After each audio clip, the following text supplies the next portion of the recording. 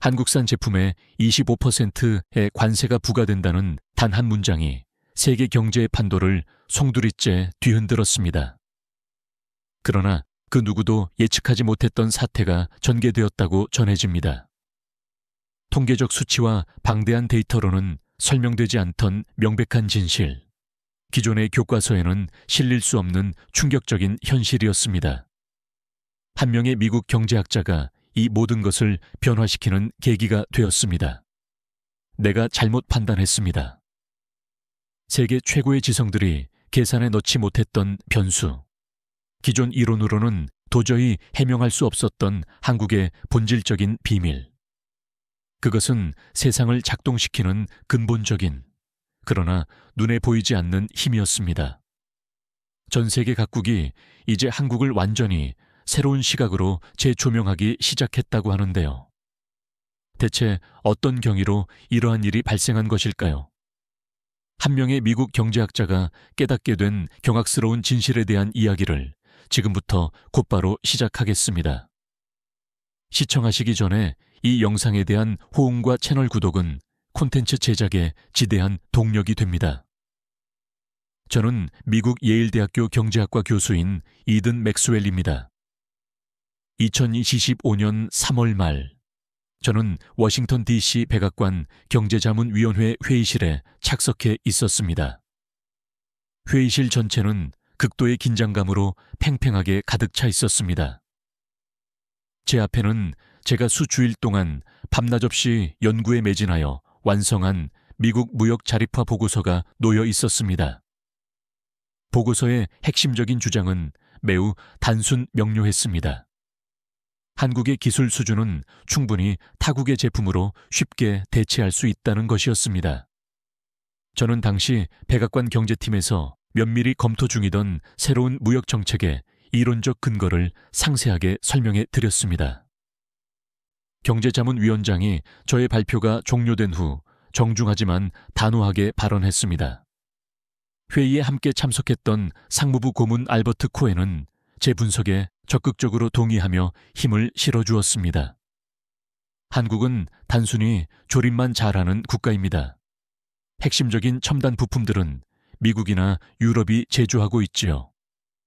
알버트는 제 대학 선배이자 오랜 기간 경쟁 관계에 있던 인물이었습니다. 그런 알버트가 저의 연구를 강력하게 지지한다는 사실은 저에게 더욱 커다란 자신감을 심어주었습니다. 한국은 전략적 가치가 미약한 국가입니다.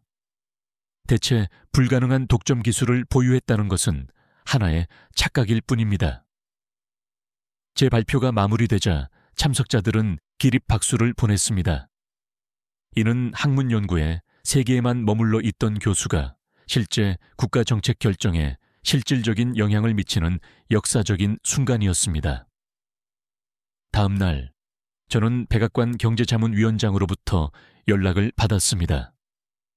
맥스웰 교수님, 아주 좋은 소식입니다. 대통령께서 교수님의 보고서를 면밀히 검토하셨으며 매우 인상적이라고 극찬하셨습니다. 정책 결정에 교수님의 보고서가 즉시 반영될 예정입니다. 저는 전화를 끊은 후 한동안 자리에 앉아 이 결정이 가지는 의미를 심사숙고했습니다. 학자로서 국가의 정책 방향에 중대한 기여를 한다는 것은 실로 엄청난 영광이었습니다. 2025년 4월 2일, 트럼프 대통령은 백악관 기자회견장에서 중대 발표를 단행했습니다. 한국은 더 이상 예외 대상이 아닙니다. 오늘부로 한국산 전자기계 제품에 20%의 관세를 부과합니다. 저는 기자회견장 뒷좌석에 착석하여 그 역사적인 순간을 두 눈으로 지켜보았습니다. 저의 연구 결과가 실질적인 국가 정책으로 현실화되는 바로 그 순간이었습니다. 기자회견이 끝난 후 미국 경제주간지의 기자 에밀리 로건이 저에게 다가왔습니다. 맥스웰 교수님, 이번 정책의 이론적 근거를 교수님께서 제공하셨다고 들었습니다. 미국 경제는 앞으로 어떻게 변모할 것으로 예상하십니까? 저의 대답은 간결했습니다.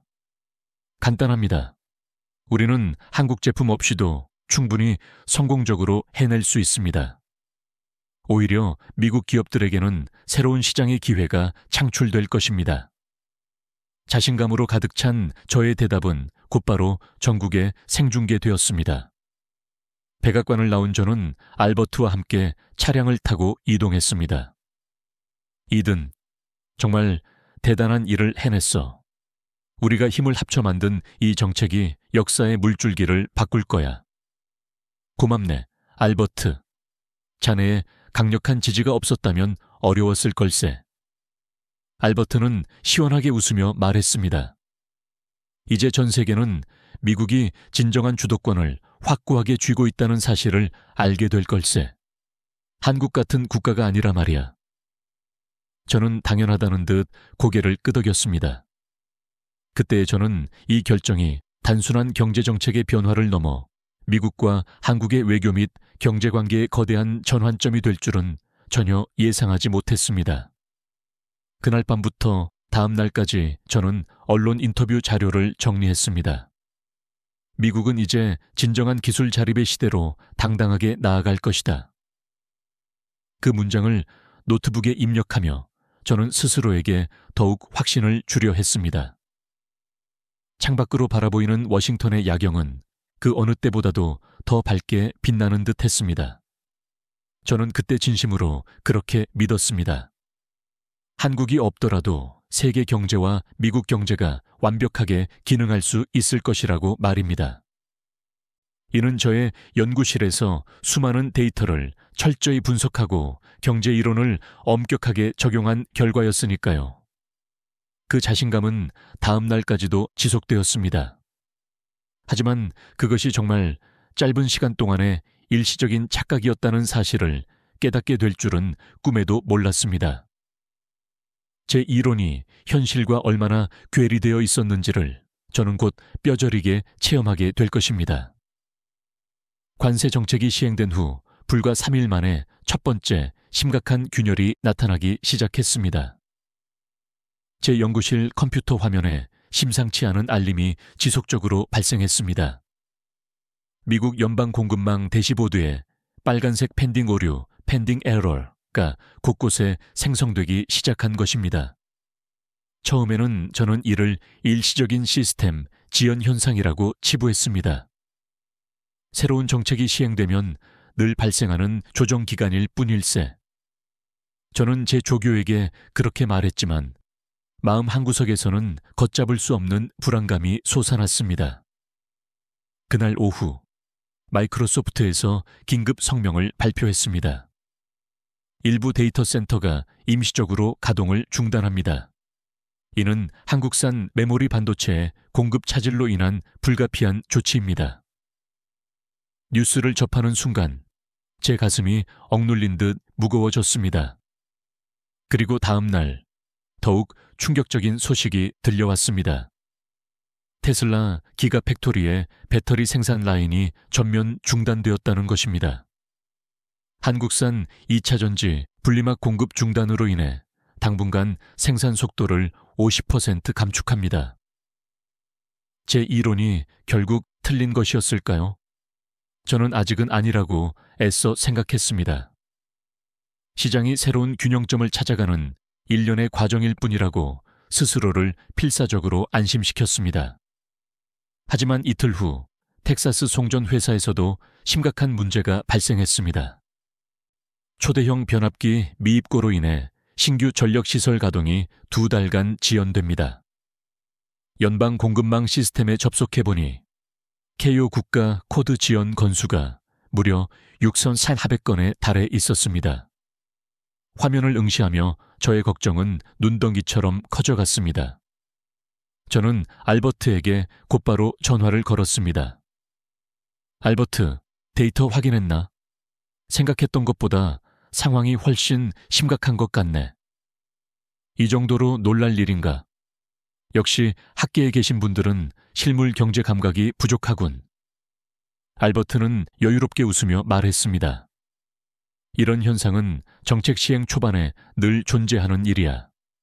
시장은 곧 적응하게 될 걸세. 그의 확신에 찬 태도가 부럽기까지 했습니다. 하지만 저의 불안감은 점점 걷잡을 수 없이 증폭되어 갔습니다. 다음 날 아침, 더 많은 주요 기업들이 공급망 문제에 대한 보고서를 제출했습니다. 한국산 분리막, 포토마스크, 초정밀 부품들이 반입되지 않아 생산에 치명적인 차질이 발생하고 있습니다. 애플, 인텔, GM 등 미국의 핵심적인 글로벌 기업들이 이와 유사한 발표를 쉴 새 없이 쏟아냈습니다. 백악관에서는 결국 긴급대책회의가 소집되었고 저 역시 그 자리에 참석했습니다. 회의실의 분위기는 불과 3일 전과는 완전히 달랐습니다. 회의에 참석한 모든 이들의 얼굴에는 깊은 우려와 걱정스러운 표정이 역력했습니다. 이것은 일시적인 현상입니다. 시장이 한국산 부품을 다른 국가의 제품으로 대체하는 과정에서 발생한 불가피한 초기 혼란일 뿐입니다. 제가 조심스럽게 의견을 제시하자 알버트가 적극적으로 동의했습니다. 맞습니다. 우리는 이미 대체 공급처 목록을 면밀히 준비해 두었습니다. 곧 정상적으로 전환될 것입니다. 회의는 별다른 구체적인 결론 없이 끝났지만 모두의 얼굴에는 불안감이 그림자처럼 드리워져 있었습니다. 저는 사무실로 복귀하여 공급망 데이터를 더욱 세밀하게 검토하기 시작했습니다. 그때서야 저는 심각한 사실을 비로소 깨달았습니다.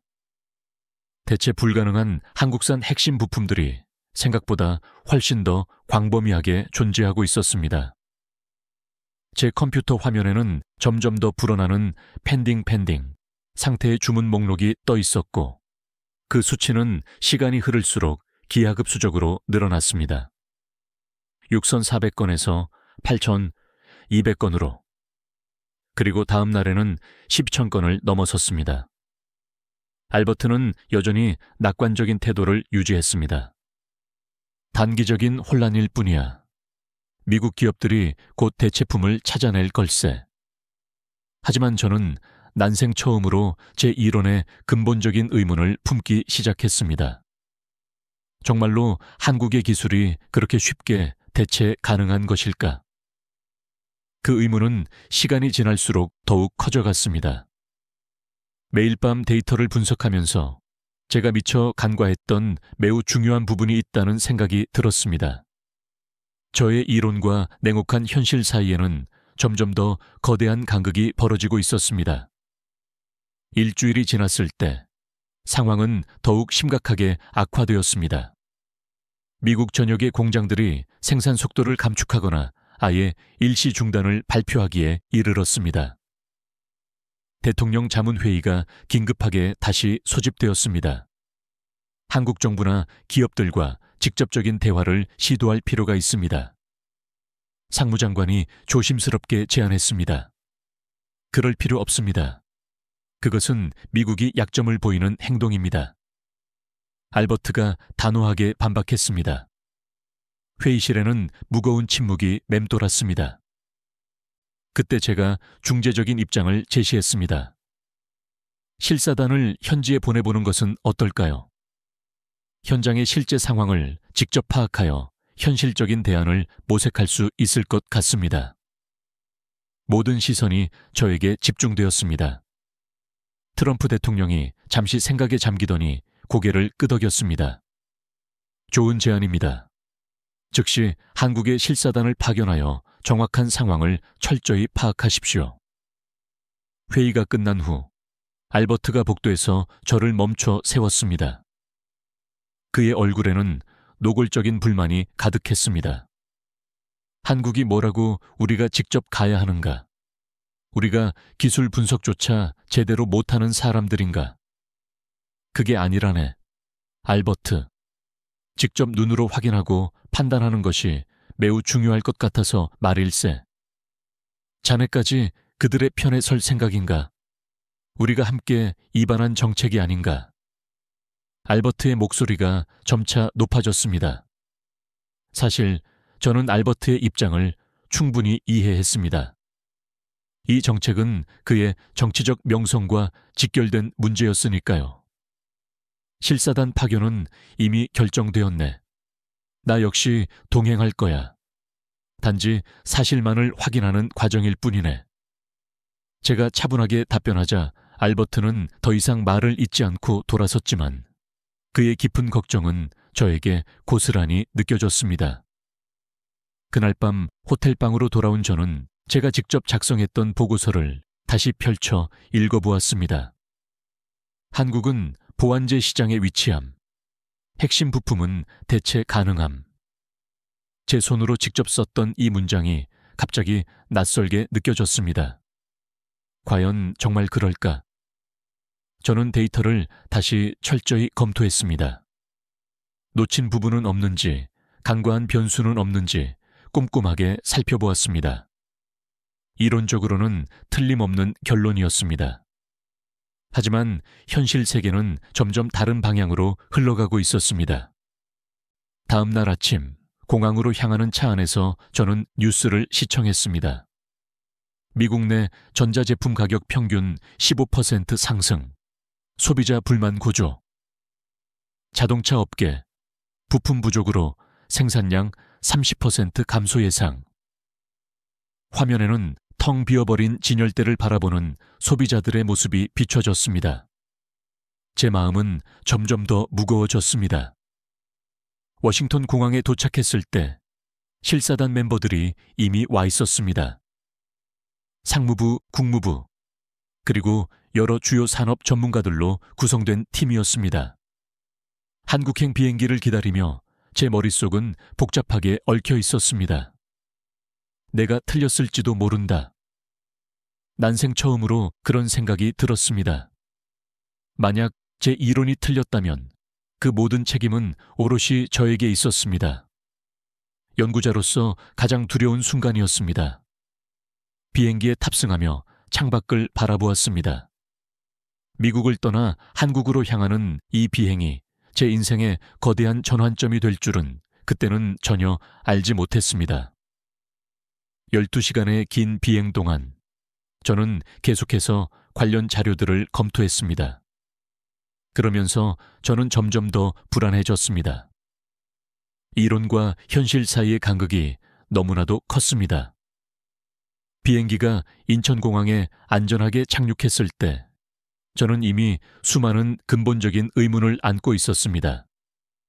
공항 입국장에는 한국산업통상자원부 수출지원실장 정민아가 저희를 기다리고 있었습니다. 맥스웰 교수님, 먼 길 오시느라 고생 많으셨습니다. 정민아 실장은 단정한 정장 차림으로 친절하게 저희를 영접했습니다.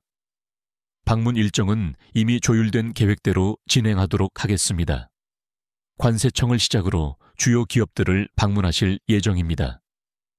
정민아 실장의 차분한 설명을 들으며 저는 무언가 새로운 사실을 발견하게 될 것 같은 강렬한 예감이 들었습니다. 다음 날 아침, 첫 번째 방문지인 한국관세청에 도착했습니다. 입구에 들어서자마자 저는 놀라운 광경을 목격했습니다. 대형 스크린 벽면에는 실시간으로 처리되는 전 세계 무역 데이터가 폭포수처럼 흐르고 있었습니다. 이것은 저희 관세청의 스마트 게이트 시스템입니다. 모든 수출입 물품을 실시간으로 추적하고 관리하고 있습니다. 정민아 실장의 설명에 저는 그저 조용히 듣고만 있었습니다. 특별한 점이 무엇인가요? 실사단의 한 멤버가 질문했습니다. AI가 모든 화물의 이동 경로를 예측하고 최적의 경로를 자동으로 계산합니다. 그 결과 통관에 소요되는 시간이 전 세계에서 가장 짧은 수준이죠. 화면에 나타난 수치는 정말 경이로웠습니다. 평균 통관 시간이 고작 1.5시간이었습니다. 미국의 평균이 24시간을 상회하는 것과는 극명하게 대비되었습니다. 어떻게 이러한 압도적인 속도가 가능한 것인가요? 제가 궁금증을 참지 못하고 질문했습니다. 첨단 기술도 중요하지만 더욱 중요한 것은 정확성과 신뢰입니다. 우리는 시스템을 신뢰하고 시스템은 곧 우리를 신뢰합니다. 정민아 실장의 대답은 예상외로 철학적이었습니다. 다음으로 이동한 곳은 삼성전자 반도체 공장이었습니다. 클린룸, 실린룸에 들어가기 전 우리는 모두 방진복으로 갈아입었습니다. 이곳은 머리카락 두께의 10,000분의 1 수준의 오차도 허용되지 않는 공간입니다. 정확히 말씀드리면 꼰01 마이크로미터의 정밀도로 작업이 이루어집니다. 안내원의 설명에 저는 경악했습니다. 클린룸 내부는 믿을 수 없을 정도로 청결했습니다. 공기 중 먼지 입자가 거의 존재하지 않았습니다. 여기서 생산되는 포토마스크 블랭크는 세계적으로 손에 꼽을 만큼 소수의 기업만이 생산 가능한 독점적인 제품입니다. 포토마스크라는 단어에 저의 귀가 번쩍 뜨였습니다. 며칠 전 미국 기업들이 심각한 공급 부족을 호소했던 바로 그 핵심 부품이었습니다. 이것을 대체할 수 있는 다른 곳이 존재합니까? 제가 질문했습니다. 기술적인 측면에서는 가능할지 모르지만 이 수준의 정밀도와 엄격한 납기를 정확하게 맞출 수 있는 곳은 전 세계적으로 많지 않습니다. 담당자의 대답은 제 이론에 심각한 의문을 제기하게 만들었습니다. 오후에는 초대형 변압기 공장으로 이동했습니다. 공장에 들어서자 거대한 변압기가 제작되는 전 과정이 눈앞에 펼쳐졌습니다. 이 초대형 변압기는 전 세계에서 오직 2나라만이 생산할 수 있습니다. 공장 관계자의 설명에 모두가 귀를 기울였습니다. 한국과 독일이죠. 하지만 독일은 제작에 1년 이상이 소요됩니다. 납기를 오차없이 정확하게 맞추는 것은 오직 한국뿐입니다. 이 말을 듣는 순간 저는 놀라움에 말을 잇지 못했습니다. 텍사스 송전 회사에서 왜 문제가 발생했는지 이제서야 명확하게 이해가 되었습니다. 이러한 대형 설비는 왜 다른 나라에서는 제조하기 어려운 것인가요? 제가 물었습니다. 뛰어난 기술력도 중요하지만 더 중요한 것은 장기간 축적된 경험과 흔들리지 않는 신뢰입니다. 우리는 지난 20년간 단 한 번도 납기를 어긴 적이 없습니다. 자부심이 담긴 그 대답이 제 마음에 깊은 울림으로 남았습니다. 저녁이 되어 호텔로 복귀하는 길, 제 머릿속은 복잡하게 뒤엉켜 있었습니다. 조립국가라는 표현이 이제는 너무나 부끄럽게 느껴졌습니다. 오늘 제가 목격한 것은 단순한 조립 작업과는 거리가 멀었습니다. 이는 최첨단 기술력과 숙련된 장인 정신, 그리고 끊임없는 혁신이 결합된 결과였습니다. 호텔방에 도착해 노트북을 펼쳤습니다. 오늘 보고 듣고 느낀 것들을 정리하기 시작했습니다. 하지만 저의 기존 이론으로는 설명할 수 없는 부분들이 너무나도 많았습니다. 한국 기술은 대체 가능하다. 저는 그 문장을 지우고 새로 작성했습니다. 한국 기술의 핵심은 정밀함과 신뢰성에 있으며 이는 쉽게 대체할 수 없는 근본적인 가치이다. 창밖으로 서울의 아름다운 야경을 바라보며 깊은 상념에 잠겼습니다. 내일은 또 어떤 새로운 사실이 저를 기다리고 있을까요? 셋째 날, 우리 일행은 SK첨단 물류제어센터로 향했습니다. 이곳은 한국의 주요 수출 물량을 실시간으로 정교하게 관리하는 중추 시설이었습니다. 건물 안으로 들어서자 거대한 관제실이 눈앞에 펼쳐졌습니다. 벽면 전체를 가득 채운 대형 스크린에는 전 세계로 이동 중인 화물들이 작은 점으로 표시되어 있었습니다. 여기서는 구체적으로 어떤 업무를 수행하는 곳인가요? 제가 질문했습니다. SK첨단 물류제어센터의 기술 책임자 강태혁 팀장이 답했습니다. 전 세계로 나가는 모든 한국 제품의 이동 경로를 예측하고 관리합니다. 예측이요? 네. 우리는 단순히 화물을 관리하는 수준을 넘어 미리 상황을 예측하여 선제적으로 준비합니다. 강태혁 팀장의 설명이 이어졌습니다. AI 예측, 납기 역산, 그리고 공정 자동화, 이 세 단계로 유기적으로 움직입니다. 강태혁 팀장은 저희를 관제실 중앙으로 안내했습니다. 이 시스템은 1분의 1초 단위로 모든 물류 흐름을 감지하고 세밀하게 조정합니다. 이는 사람의 심장, 박동보다도 더 빠른 속도입니다. 저는 그 정밀함에 압도되었습니다. 그렇게까지 정확해야 하는 특별한 이유가 있나요? 물류는 생명체와 같습니다. 심장이 잠시라도 멈추면 사람이 위험에 빠지듯 물류 시스템도 잠시라도 멈추면 전체 시스템이 무너지게 되죠. 또다시 철학적인 대답이 저를 놀라게 했습니다. 정말 인상적입니다. 그런데 어떻게 항상 약속된 납기를 정확하게 맞출 수 있는 건가요? 제가 가장 궁금했던 핵심적인 질문을 던졌습니다.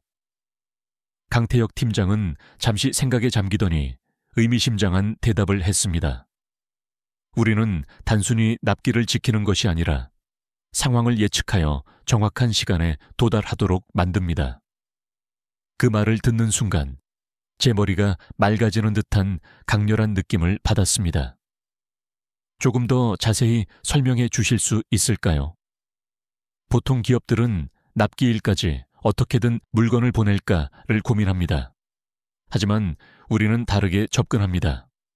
언제 출발해야 정확히 그 시간에 도착할까를 먼저 계산하죠.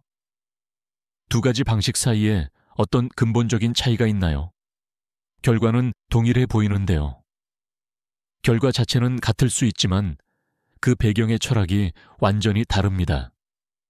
우리는 약속을 지키는 행위 자체에 집중하는 것이 아니라 약속이 자연스럽게 지켜질 수 있는 환경을 조성하는 데 집중합니다. 이 말을 듣는 순간 저는 노트북을 천천히 닫았습니다. 할 말을 잃었습니다. 저의 연구, 저의 이론, 제가 썼던 보고서, 이 모든 것이 한순간에 완전히 새로운 관점에서 보이기 시작했습니다. 점심 식사 시간, 정민아 실장이 저에게 물었습니다. 맥스웰 교수님, 괜찮으신가요? 생각이 많아 보이십니다.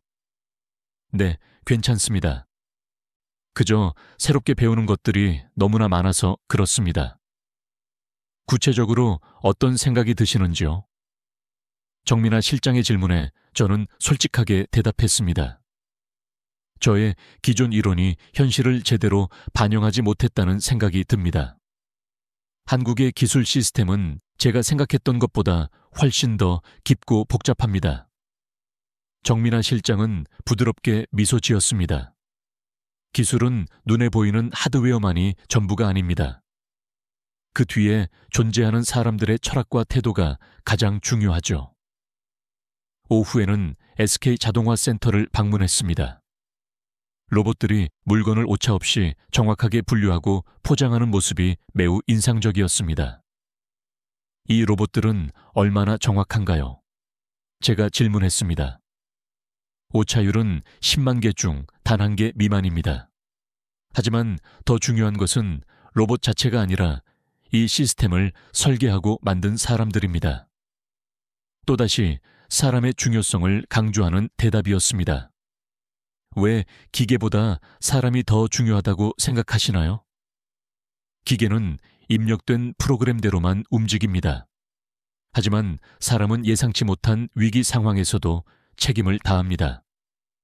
기계는 신뢰를 구축하지 못합니다. 신뢰는 오직 사람만이 창조할 수 있습니다. 그날 저녁, 호텔방으로 돌아온 저는 미국 본사에 보고서를 보내야 했습니다.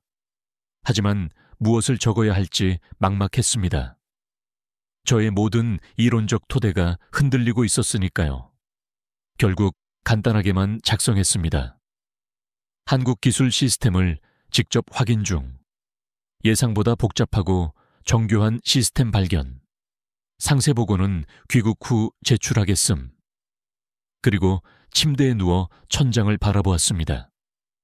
대학에서 가르치던 경제이론들이 머릿속을 맴돌았습니다. 수요와 공급, 대체재와 보완재, 시장 균형. 하지만 이러한 이론들로는 오늘 제가 목격한 현실을 결코 충분히 설명할 수 없었습니다. 예측해서 도달하게 만든다는 개념은 제 경제학 교과서 어디에도 존재하지 않았습니다. 잠들기 전 창밖으로 서울의 불빛을 바라보았습니다. 그리고 조용히 인정했습니다. 내 이론은 불완전했어. 실제 세계는 훨씬 더 복잡하고 아름답구나. 미국으로 돌아오는 비행기 안에서 저는 새로운 보고서의 초안을 작성했습니다. 한국의 기술 시스템은 단순한 제조 능력을 훨씬 뛰어넘는다. 그들의 핵심 강점은 정밀도와 신뢰성에 있으며 이는 쉽게 대체할 수 없는 근본적인 가치이다. 솔직한 마음을 담았습니다. 워싱턴에 도착하자마자 백악관으로 직행했습니다. 알버트가 복도에서 저를 발견하고 다가왔습니다. 어땠나? 한국에서 뭘 새로 발견했는가? 냉소적인 말투였지만 그의 눈빛에는 진정한 궁금함이 보였습니다. 우리가 많이 오해하고 있었네, 알버트. 한국 기술은 우리가 생각했던 것보다 훨씬 더 깊고 복잡하네. 뭐? 자네, 그들에게 완전히 휘둘린 것 아닌가? 알버트의 목소리가 높아졌습니다. 휘둘린 것이 아니라 현실을 직시한 것이네. 우리 정책은 현실 상황과 맞지 않네. 알버트 역시 나름의 입장이 있었습니다. 그의 정치적 경력과 신념이 걸린 문제였으니까요. 하지만 진실은 변하지 않는 진실이었습니다. 그때 참모진으로부터 긴급 회의가 소집되었다는 연락이 왔습니다. 회의실에 들어서니 모두의 표정이 심각했습니다. 큰일입니다. 여러 백악관 내부 보고서가 외부로 유출되었습니다.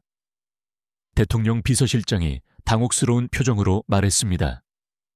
CNN, 뉴욕타임스, 워싱턴 포스트 등 주요 언론들이 일제히 보도를 시작했습니다.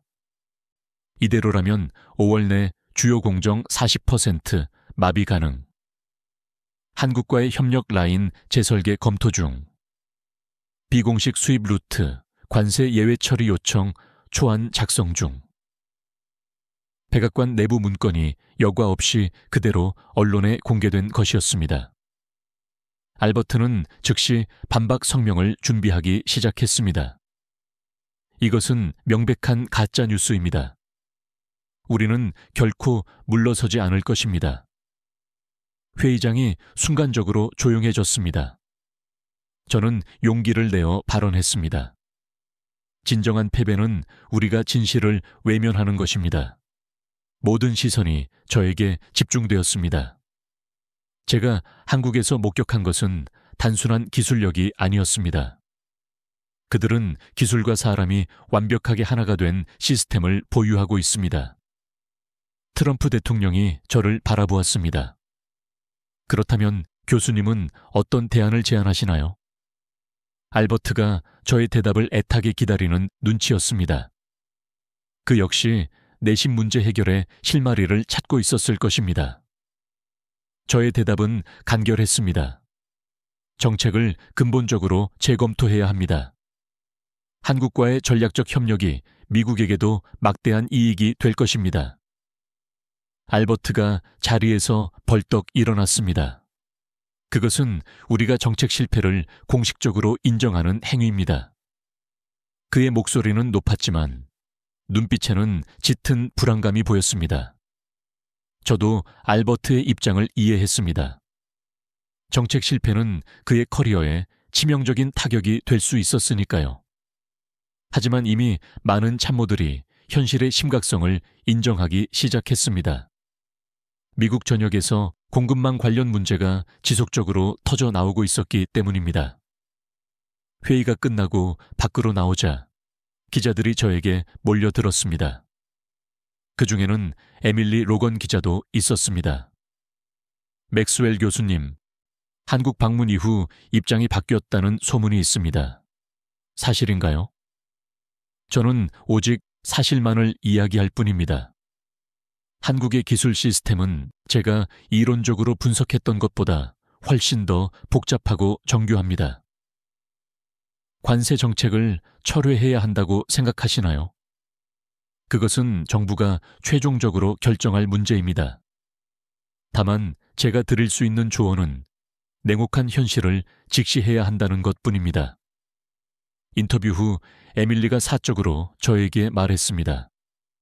교수님, 불과 2주 전만 해도 한국 기술이 대체 가능하다고 자신 있게 말씀하셨는데 완전히 다른 사람이 되셨군요. 저는 씁쓸한 미소를 지었습니다. 맞습니다. 이론과 현실의 극명한 차이를 직접 경험했습니다. 그날 밤 워싱턴 포스트가 대형 특종을 보도했습니다. 백악관 한국 관세 정책 재검토 중 미국과 한국 무역 관계 새 국면 맞이할 듯. 뉴스를 보면서 제 마음은 복잡했지만 한편으로는 편안했습니다. 제가 시작했던 정책이 이제 철회될 위기에 처했지만 진실을 인정하는 것이야말로 진정한 학자의 올바른 자세라고 생각했기 때문입니다. 전화기가 울렸습니다. 예일대학교 총장이었습니다. 맥스웰 교수, 대학으로 다시 돌아올 의향이 있습니까? 학생들이 교수님의 새로운 관점에 대해 매우 궁금해하고 있습니다. 네, 돌아가고 싶습니다. 이제 학생들에게 가르칠 새로운 지식이 많이 생겼습니다. 일주일 후 저는 예일대학교 강단에 다시 섰습니다. 오늘은 특별한 수업을 진행하겠습니다. 경제학 이론과 현실 세계의 거리에 대해 이야기해 보려고 합니다. 강의실은 학생들로 가득 찼습니다. 저의 관세 정책 참여와 한국 방문 소식은 이미 캠퍼스 전체에 널리 퍼져 있었습니다. 2주 전, 저는 한국 기술이 충분히 대체 가능하다는 보고서를 제출했습니다. 그리고 그 결과로 25% 관세가 부과되었죠. 학생들은 숨죽이며 집중해서 듣고 있었습니다.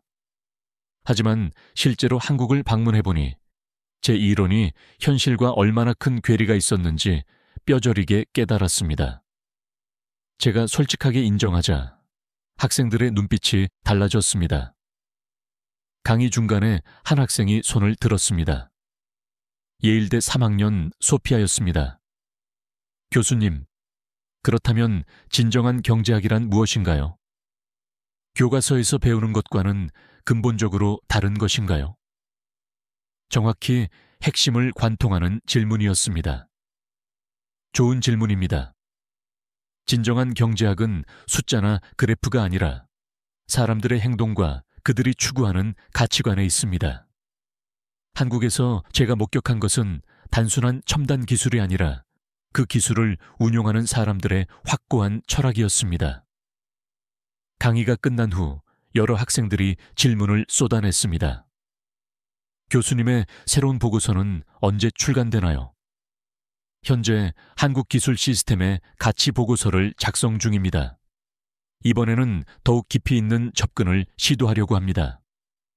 그날 오후 연구실에서 새 보고서를 작성하고 있을 때 전화가 걸려왔습니다. 국무부였습니다. 맥스웰 교수님, 미국과 한국의 R&D 협력센터 설립 추진단에 대한 자문을 부탁드려도 될까요? 놀라웠지만 저는 기꺼이 수락했습니다. 물론입니다. 두 나라의 강점을 결합하면 더욱 큰 시너지가 창출될 것이라고 생각합니다. 전화를 끊고 창밖을 바라보았습니다. 불과 몇 주 전만 해도 상상조차 할 수 없었던 일들이 벌어지고 있었습니다. 제 책상 위에는 한국에서 가져온 귀중한 자료들이 쌓여 있었습니다. 그 중에는 강태혁 팀장이 건네준 특별한 자료도 있었습니다. 우리는 단순히 납기를 지키는 것이 아니라 상황을 예측하여 정확한 시간에 도달하게 만듭니다. 이 개념이 계속해서 제 머릿속을 맴돌았습니다. 저녁에는 에밀리 로건 기자와 인터뷰 약속이 있었습니다. 대학 근처 카페에서 만났습니다. 교수님, 솔직하게 말씀해 주세요. 이번 경험이 교수님의 경제학 이론에 어떤 영향을 미쳤나요? 에밀리의 질문에 잠시 생각하다가 대답했습니다. 제 이론은 완전히 새롭게 재구성되고 있습니다. 이제는 숫자만이 아니라 인간의 가치와 철학까지 포괄적으로 고려하게 되었습니다. 한국에서 가장 인상 깊었던 점은 무엇이었나요? 기술 자체보다는 그 기술을 다루는 사람들의 확고한 태도였습니다. 그들은 약속을 지키는 수준을 넘어 약속이 자연스럽게 지켜질 수 있는 환경을 선제적으로 조성하는 방식이 인상적이었습니다. 인터뷰는 글로벌 이코노믹 타임스에 실려 큰 반향을 일으켰습니다. 특히 학계에서는 저의 급진적인 변화에 주목했습니다. 일부 동료 교수들은 저에게 실망감을 표했지만 더 많은 이들이 저의 용기 있는 태도를 지지해 주었습니다. 알버트 코엔 역시 점차 입장을 선회하기 시작했습니다. 처음에는 저에게 등을 돌렸지만 상황이 걷잡을 수 없이 심각해지자 냉정한 현실을 인정하기 시작했습니다. 이든 우리가 잘못 판단한 부분이 분명 있었던 것 같네. 전화로 조심스럽게 말하는 알버트의 목소리에서 저는 명확한 변화를 감지했습니다. 새 학기가 시작되자 저의 수업에 등록하려는 학생들이 급증했습니다. 저는 경제학의 새로운 관점, 이론과 현실의 조화라는 제목의 특별 강좌를 개설했습니다. 첫 강의 날, 강의실은 발 디딜 틈 없이 꽉 찼습니다. 강단에 올라 학생들을 바라보며 생각했습니다. 이제 나는 진정한 경제에 대해 가르칠 수 있게 되었다.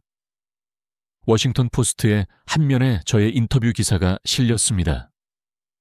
이든 맥스웰, 기술 시스템 가치 보고서 작성 중. 미국과 한국 R&D 협력센터 설립 추진 검토 단계 돌입 예상. 백악관에서는 아직 공식적인 입장 변화를 발표하지 않았지만 물밑에서는 많은 움직임이 있을 것으로 예측됩니다. 특정 한국 제품에 대한 관세 예외 품목을 검토하는 특별위원회가 구성될 예정이며 저 역시 자문위원으로 참여하게 될 것 같습니다. 한국의 핵심 기술 제품들은 관세 예외 대상으로 지정되어야 합니다. 이러한 저의 의견에 점점 더 많은 전문가들이 동의하고 있습니다. 알버트 역시 서서히 변화하고 있습니다. 최근 그가 저에게 보낸 메시지에는 이렇게 적혀 있었습니다. 한국 기술에 대한 자네의 새로운 분석 자료를 좀 더 보내줄 수 있을까? 정책 수정을 면밀히 검토 중이네.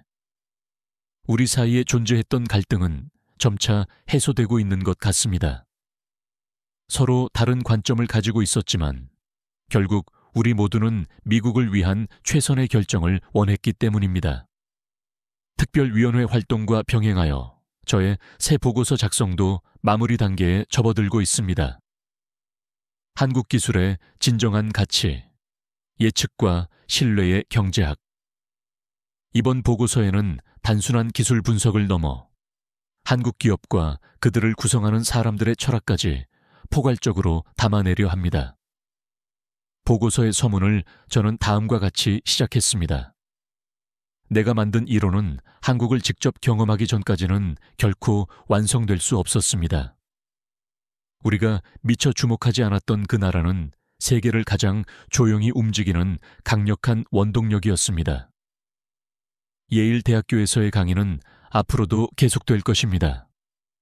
특히 소피아는 여전히 많은 질문을 던질 것 같습니다. 교수님, 한국의 기술 철학을 미국에도 성공적으로 적용할 수 있을까요?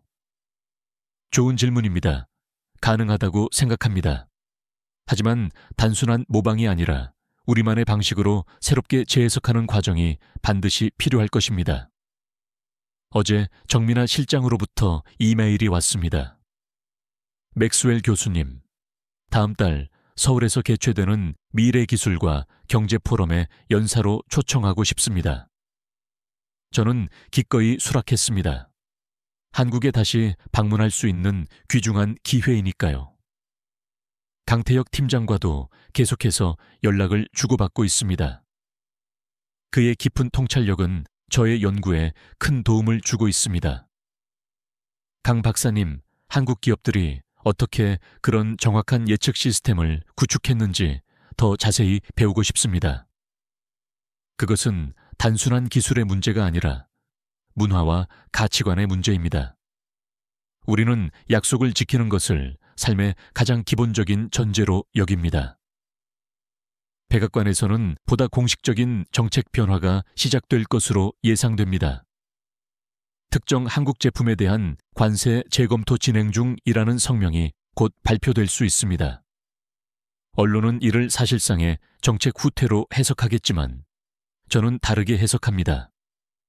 이것은 후퇴가 아니라 냉정한 현실을 인정하는 용기이며 더 나은 미래를 위한 전략적인 결정이 될 것입니다. 다음 주에는 대통령 경제자문위원회 확대 회의에 참석할 예정입니다. 그 자리에서 제가 할 말은 이미 명확하게 정해져 있습니다. 우리는 경쟁의 시대를 넘어 협력의 시대로 과감하게 나아가야 합니다. 한국과의 전략적 파트너십은 미국 경제에도 새로운 활로를 제공할 것입니다. 에밀리 로건 기자가 어제 저에게 전해준 비공식 정보에 따르면 미국과 한국 정상회담이 다음 달에 개최될 가능성이 매우 높다고 합니다. 공식 발표는 아직 없지만 준비 작업이 이미 시작되었다고 합니다. 어젯밤 제 책상에 앉아 새 보고서의 마지막 문장을 완성했습니다. 세계 경제는 오직 경쟁만으로는 결코 발전할 수 없다. 서로 다른 철학과 가치가 만나 시너지를 창출할 때 진정한 혁신이 일어날 것이다. 창밖을 바라보니 별이 찬란하게 빛나고 있었습니다. 그중 하나는 유난히 밝게 빛나고 있었습니다. 마치 한국에서 보았던 그 기술과 시스템처럼 조용히 빛나면서도 강력한 존재감을 확연히 보여주고 있었습니다. 저는 이제야 진정으로 깨달았습니다. 진정한 경제학은 숫자나 복잡한 이론이 아니라 사람과 신뢰에 관한 것이라는 사실을 말입니다. 한국은 그것을 이미 실생활에서 실천하고 있었고, 그렇기에 세계를 가장 조용하지만 가장 강력하게 움직이고 있었던 것입니다. 에밀리의 말처럼 저는 달라졌습니다. 더 나은 방향으로 말입니다. 이제 제가 해야 할 일은 제가 배운 이 소중한 교훈을 다음 세대에게 올바르게 전수하는 것입니다. 소피아와 같은 젊은 학생들이 더욱 넓은 시각으로 세계 경제의 미래를 창조해 나갈 수 있도록 말입니다. 세계에서 가장 조용한 심장, 그곳이 바로 한국입니다. 믿기 힘든 놀라운 일이 발생했습니다. 뉴욕 아소번가의 최고급 백화점 앞에서 수백 명의 미국인들이 한밤중부터 길게 줄을 서기 시작했습니다. 월스트리트의 투자은행 CEO들과 할리우드의 유명 스타들까지 직접 대형 트럭 3대를 끌고 나와 대기했습니다.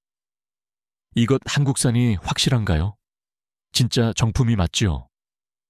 그들은 물건을 확인하고 또 확인하면서 제품을 트럭에 가득 실어갔습니다. 하루 만에 6개월치 예상 물량이 전부 매진되었고 재고를 요청하는 전화가 폭주했습니다. 아니, 왜 한국에서만 파는 겁니까? 그들의 강력한 항해 전화는 백화점의 업무를 마비시켰고 급기야 뉴욕 월스트리트를 대표하는 프리미엄 식품 유통업체의 주가까지 폭락하는 사태가 벌어졌습니다. 연 매출 50억 달러에 달하는 거대 기업이 하루아침에 휘청거렸고 최고급 매장의 VIP 고객들은 환불을 요구하며 격렬하게 분노했습니다. 15년 경력의 수석 바이어는 자신의 판단에 근본적인 의문을 품었고 이사회는 긴급 회의를 소집했습니다. 더욱 경악할 만한 것은 미슐랭 스타 셰프들의 반응이었습니다. 프랑스 요리의 자존심을 굳건히 지키던 그들이 한국의 작은 물건 하나에 집착하기 시작했고 두바이 왕실에서는 특별 주문을 요청해 왔습니다. 뉴욕의 고급 레스토랑 경영자들은 앞다투어 한국행 비행기에 몸을 실었고 부산의 작은 전통시장은 세계적인 셰프들의 성지가 되었습니다. 대체 어떤 일이 벌어진 것일까요? 이제 그 놀라운 이야기를 들려드리겠습니다. 시청하시기 전에 이 영상의 좋아요와 구독을 부탁드립니다. 저는 글로벌 마켓의 수석 구매 담당자인 마커스 스털링입니다. 하버드 경영대학원을 졸업하고 15년 동안 미국 최고의 프리미엄 식품 유통업체에서 근무해 왔습니다. 특히 유럽의 최고급 주방용품들을 미국 시장에 성공적으로 소개해 오면서 업계에서 나름의 확고한 입지를 다져왔습니다. 제 책상 위에는 항상 최신 트렌드를 담은 시장 분석 리포트가 쌓여 있으며 매주 미슐랭 스타 레스토랑의 셰프들과 정기적인 미팅을 가집니다. 그들의 극도로 까다로운 기준을 충족시키는 제품을 선별하는 것, 그것이 저의 자부심이자 책임이었습니다. 하지만 오늘은 그 자부심이 근본적으로 흔들리는 순간을 맞이하게 되는 이야기를 해드리려고 합니다. 완전히 실망스럽습니다. 이런 제품으로는 우리 시장의 품격을 심각하게 떨어뜨릴 뿐입니다. 뉴욕 맨해튼에 위치한 글로벌 마켓 본사 회의실에서 저는 단호한 어조로 발언을 이어갔습니다. 제 앞에는 새로 들여올 아시아 브랜드 신제품 샘플 3가지가 놓여 있었습니다. 일본의 조지루시, 중국의 미지아, 그리고 한국의 한 브랜드였습니다. 저는 15년 경력의 수석 구매 담당자로서 미국 동부 최대 식품 유통업체인 글로벌 마켓의 품질 기준을 책임지고 있었습니다. 마커스, 아시아 시장이 급속도로 성장하고 있다는 사실은 부정할 수 없습니다. 우리도 변화가 필요한 시점이에요. 재무 담당 임원인 클레어가 태블릿을 들어보이며 말했습니다. 화면에는 아시아 식품 시장의 가파른 성장세를 보여주는 그래프가 떠 있었습니다. 하지만 저는 단호하게 고개를 저었습니다. 클레어, 당신도 잘 알지 않습니까? 우리는 최고급 식품 유통업체입니다. 월스트리트 금융인들과 할리우드 스타들이 찾는 곳이죠. 값싼 전자제품으로 우리 매장의 품격을 훼손할 수는 없습니다. 회의실 안에는 무거운 침묵이 내려앉았습니다. 창밖으로는 맨해튼의 마천루들이 햇빛을 반사하며 눈부시게 빛나고 있었습니다. 저는 테이블 위에 놓인 제품들을 다시 한번 훑어보았습니다. 특히 한국산 제품은 쳐다보기도 싫었습니다. 한국이라 저는 코웃음을 쳤습니다. 수제 양복이나 명품 시계처럼 장인 정신이 요구되는 제품은 유럽이 최고입니다. 대량 생산은 중국과 일본의 영역이고요. 한국은 글쎄요. 매운 음식이나 드라마 정도가 전부가 아닙니까? 제 말에 회의실 구석에서 조용히 듣고 있던 중국계 바이어 데이비드 챙이 미소를 지으며 끼어들었습니다. 마커스 씨, 혹시 편견이 너무 심하신 것 아닙니까? 현대의 아시아는 마커스 씨가 생각하는 것보다 훨씬 더 발전해 있다는 것을 인지하셔야 할 텐데요. 데이비드 챙의 말에 저는 불쾌감을 느꼈습니다. 최근 데이비드는 아시아 식품과 주방용품 시장 개척을 강력하게 주장해 왔습니다. 하지만 저는 단 한 번도 그의 의견에 동의한 적이 없었습니다. 데이비드 씨, 당신은 중국계인이 아시아 제품을 밀어주고 싶으신 모양이군요. 하지만 우리 매장은 최고급 유럽 제품만을 고집해온 확고한 자부심이 있습니다. 르크루제, 스메그, 보덴, 이런 브랜드들이야말로 우리 고객들이 진정으로 원하는 것이죠. 데이비드는 여전히 미소를 잃지 않은 채 대답했습니다. 정말 그렇게 생각하십니까, 마커스 씨? 아직도 모르시는 겁니까? 바로 지금 이 순간에도 미국 전역에서 한국의 이 제품을 구하려는 사람들로 엄청난 소란이 벌어지고 있다는 것을요. 어떤 고객들은 직접 트럭까지 준비해서 기다리고 있다고 하더군요. 뉴욕 한인타운의 서울 키친이라는 곳을 들어보셨습니까? 월스트리트 사람들 사이에서 엄청난 인기라고 하던데요. 순간 저는 귀를 의심했습니다. 한인타운의 작은 식당이 월스트리트 사람들 사이에서 인기라니 말도 안 되는 소리였습니다. 데이비드 씨, 근거 없는 소문으로 저를 설득하려고 하지 마십시오. 제가 뉴욕 식당가를 모르는 사람도 아닙니다. 직접 가보시죠. 데이비드가 제 말을 자르며 제안했습니다. 오늘 저녁 제가 모시고 가겠습니다. 실제로 보시면 마커스 씨의 생각이 완전히 달라지실 겁니다. 저는 잠시 고민했습니다. 사실 저는 한인타운에 단 한 번도 방문해 본 적이 없었습니다. 그곳은 저에게 있어 그저 뉴욕의 이국적인 관광지 중 하나일 뿐이었습니다. 좋습니다. 한번 가보죠. 하지만 제 생각이 쉽게 바뀌지는 않을 겁니다. 회의가 끝나고 사무실로 복귀한 저는 창가에 서서 깊은 생각에 잠겼습니다. 15년 동안 저는 단 한 번도 업무상 실수를 저지른 적이 없었습니다. 최고급 식재료와 주방용품만을 고집하며 글로벌 마켓을 뉴욕 최고의 식품 유통업체로 만드는데 결정적인 기여를 했습니다. 그때 책상 위 태블릿에서 알림음이 울렸습니다. 저녁 7시 데이비드와의 약속 시간을 알리는 소리였습니다. 저는 한숨을 쉬며 코트를 걸쳤습니다.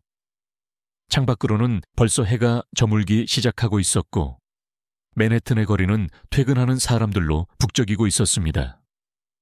한인타운이라. 택시를 타면서 저는 중얼거렸습니다. 뭔가 불안한 예감이 들었지만 동시에 이상한 호기심도 생겼습니다. 오늘 저녁 내 예상이 틀렸다는 것을 명확하게 증명해 보이겠다는 결심을 하며 저는 가죽 시트에 등을 기댔습니다. 택시가 맨해튼을 벗어나 퀸즈로 향하는 동안 저는 오늘 회의에서 있었던 일을 다시 한번 곱씹어 보았습니다. 사실 최근 들어 매출이 조금씩 감소하고 있다는 것은 저 역시 알고 있었습니다. 젊은 고객층을 중심으로 아시아 음식과 문화에 대한 관심이 높아지고 있다는 것도 부정할 수 없는 사실이었습니다. 하지만 그것은 일시적인 현상일 뿐이라고 저는 확신했습니다. 진정한 품격과 전통은 결코 변하지 않는다고 굳게 믿었기 때문입니다. 특히 한국이라는 나라의 제품을 우리 매장에 들일 수는 없었습니다.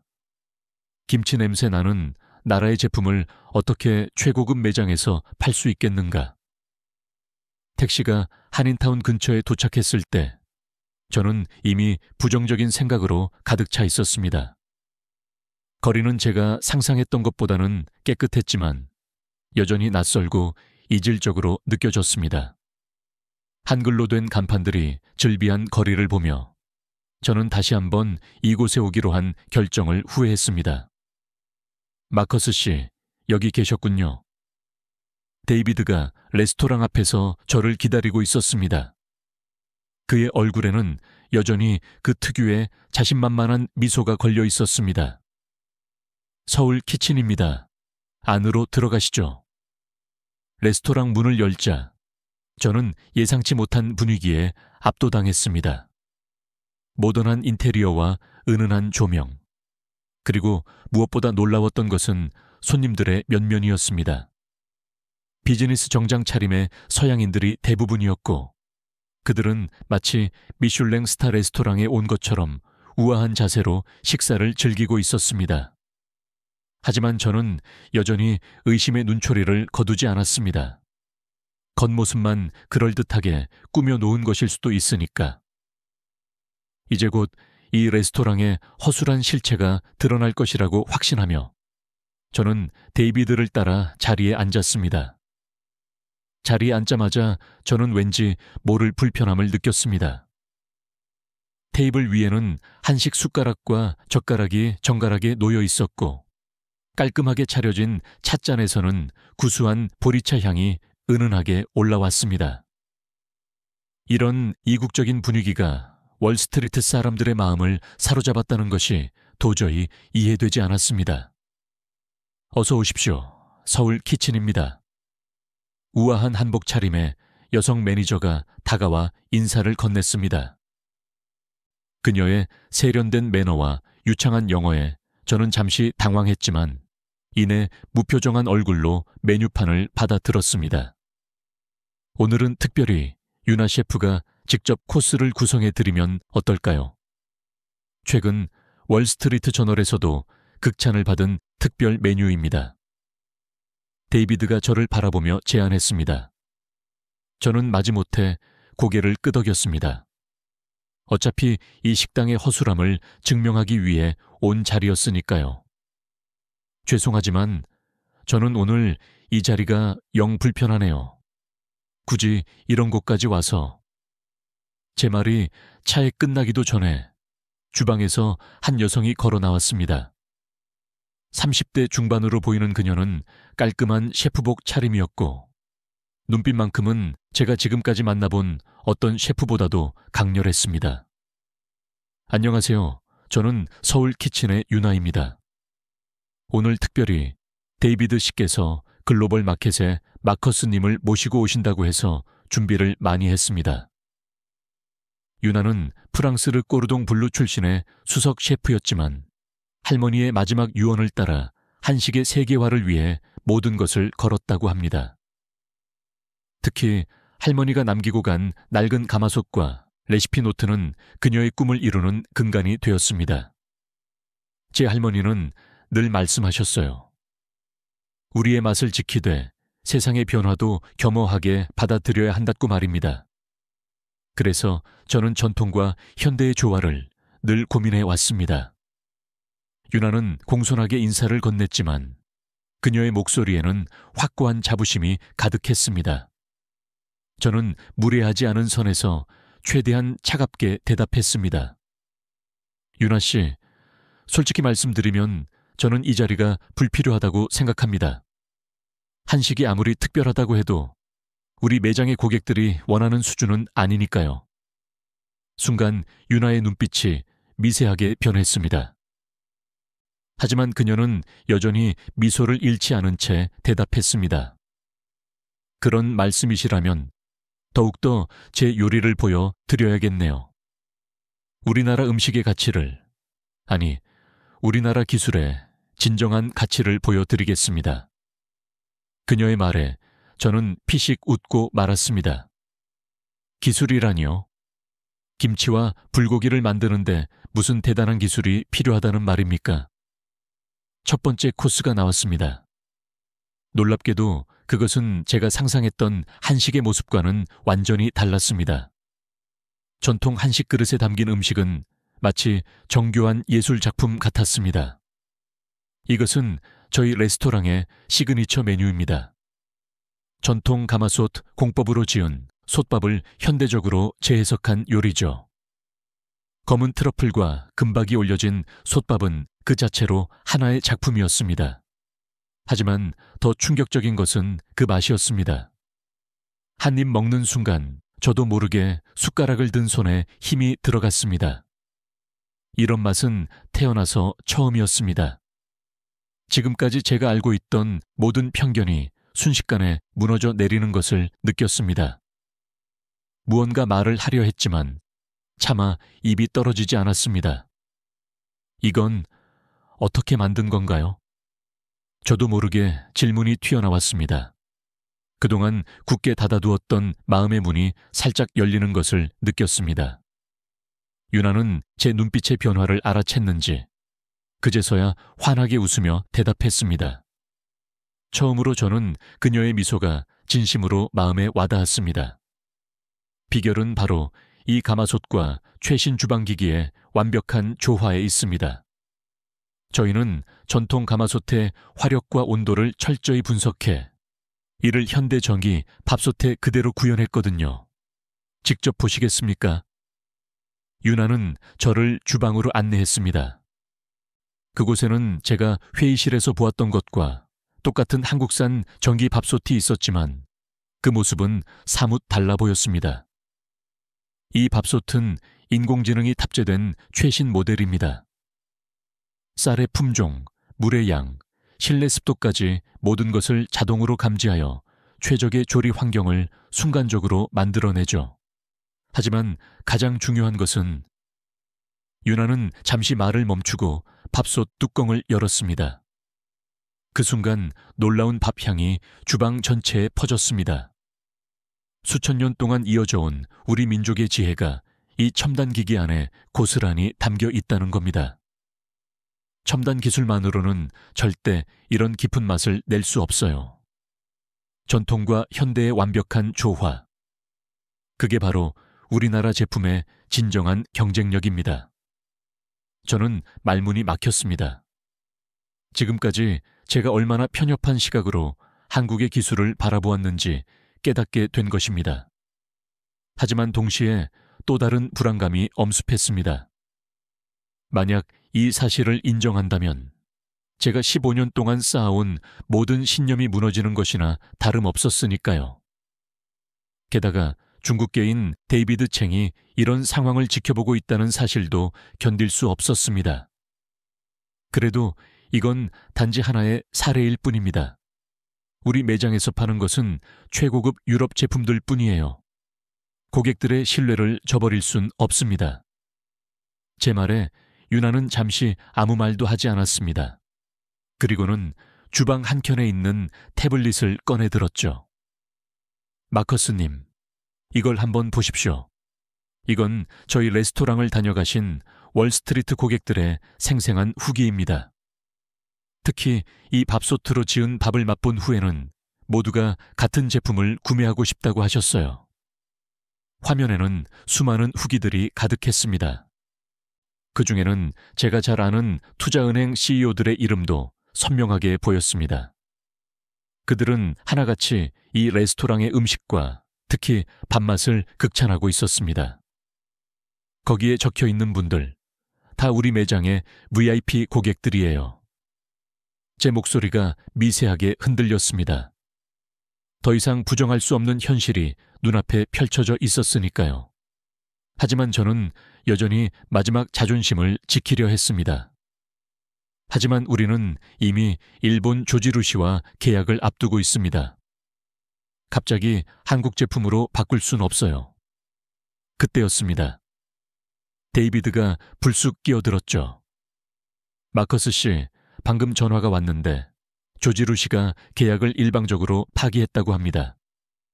중국 시장에 집중하기로 결정했다네요. 순간 제 머릿속이 하얗게 비었습니다. 수개월간 준비해온 계약이 물거품이 된 것도 충격이었지만 더 큰 충격은 제 고집이 얼마나 어리석었는지를 깨달은 것이었습니다. 유나는 그런 제 모습을 보며 조용히 말을 이어갔습니다. 마커스님, 우리나라는 이제 더 이상 김치와 불고기만을 파는 나라가 아닙니다. 전통의 가치를 정확히 알기에 그것을 현대 기술로 더욱 빛나게 만들 수 있는 거예요. 직접 눈으로 확인하고 싶으시다면 다음 날 아침 글로벌 마켓 본사는 대혼란에 빠져 있었습니다. 조지루시와의 계약 파기 소식이 전해지자 임원들 사이에서는 술렁임이 가득했고 주가는 장 시작과 동시에 급락했습니다. 마커스, 도대체 어떻게 된 거죠? 우리는 이미 조지루시 제품 입고를 전제로 마케팅 계획을 수립해 놨다고요. 클레어가 제 사무실로 거의 뛰어들다시피 들어오며 소리쳤습니다. 그녀의 손에 들린 태블릿에는 빨간색으로 폭락하는 주가 그래프가 보였습니다. 알고 있습니다, 클레어. 하지만 제가 말을 잇기도 전에 사무실 문이 다시 열렸습니다. 이번에는 회장님이었습니다. 마커스, 이사회에서 자네를 찾고 있네. 당장 회의실로 올라오게. 회장님의 목소리는 평소보다 훨씬 더 무거웠습니다. 저는 스디슨 커피를 한 모금 마시고 자리에서 일어났습니다. 엘리베이터를 타고 올라가는 동안 어젯밤 서울 키친에서의 기억이 빠르게 스쳐 지나갔습니다. 최상층 회의실에 들어서자 이사진들의 차가운 시선이 저를 향했습니다. 창밖으로는 뉴욕의 출근 시간 교통체증이 보였지만 실내의 공기는 얼어붙어 있었습니다. 마커스, 자네가 15년 동안 우리 회사를 위해 헌신한 일은 인정하네. 하지만 이번 사태는 매우 심각하네. 회장님이 입을 열었습니다. 아시아 시장이 급성장하는 상황에서 조지 루시마저 우리를 떠났어. 게다가 중국의 미지안은 이미 월마트와 독점 계약을 체결했다고 하더군. 순간 제 등줄기로 식은땀이 흘렀습니다. 미지아까지 시장에서 사라진다면 우리에게 남은 선택지는, 데이비드 씨에 따르면 자네가 어제 한국 제품에 대해 흥미로운 발견을 했다고 하던데. 회장님의 말에 저는 깜짝 놀랐습니다. 데이비드가 이미 보고를 했다는 걸 눈치챘지만 지금은 그것을 따질 때가 아니었습니다. 네, 그렇습니다. 하지만 회장님, 우리가 갑자기 한국 제품을 도입하기에는 지금은 선택의 여지가 없네. 다만 우리도 신중해야 하니 자네가 직접 한국에 가서 확인해 보게. 부산이라고 하던가. 그곳의 전통시장과 기업들을 둘러보고 오게. 이사회의 결정은 단호했습니다. 제게는 일주일의 시간이 주어졌고 그 사이에 한국 제품의 진정한 가치를 확인하고 돌아와야 했습니다. 사무실로 돌아오자마자 저는 책상에 털썩 주저앉았습니다. 창밖으로는 여전히 맨해튼의 마천루들이 보였지만 오늘따라 그 풍경이 무겁게 느껴졌습니다. 마커스 씨, 문득 데이비드의 목소리가 들렸습니다. 그는 언제나처럼 미소를 띠고 있었습니다. 왜 이러시나요? 어제만 해도 한국 제품에 대해 꽤 흥미로워 하시지 않았습니까? 데이비드 씨, 당신도 알잖아요. 이건 단순한 제품 선택의 문제가 아닙니다. 우리 회사의 미래가 걸린 일이라고요. 데이비드는 잠시 침묵했다가 조용히 말을 이었습니다. 마커스 씨, 혹시 진짜 두려운 것은 변화 그 자체가 아닐까요? 당신의 15년 경력이 부정당하는 것 같아서. 그의 말은 정확했습니다. 제가 진정으로 두려워하는 것은 변화였고 제 자부심이 무너지는 것이었습니다. 하지만 이제는 선택해야 할 때입니다. 어제 유나 씨가 보여준 것처럼 전통과 혁신은 공존할 수 있어요. 마커스 씨의 경험과 새로운 시도도 마찬가지입니다. 데이비드의 말이 끝나기도 전에 제 휴대폰이 울렸습니다.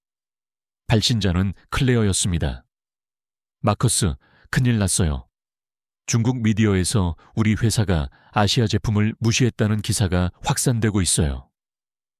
당신이 한국 제품을 폄훼했다는 내용도 포함해서요. 순간 머리가 핑 돌았습니다. 분명 누군가가 의도적으로 정보를 유출한 것이 틀림없었습니다.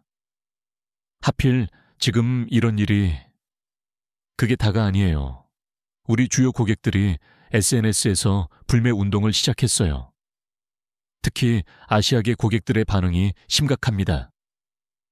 클레어의 목소리가 떨렸습니다. 저는 급히 컴퓨터를 켜고 뉴스를 검색했습니다. 상황은 생각보다 훨씬 더 심각했습니다.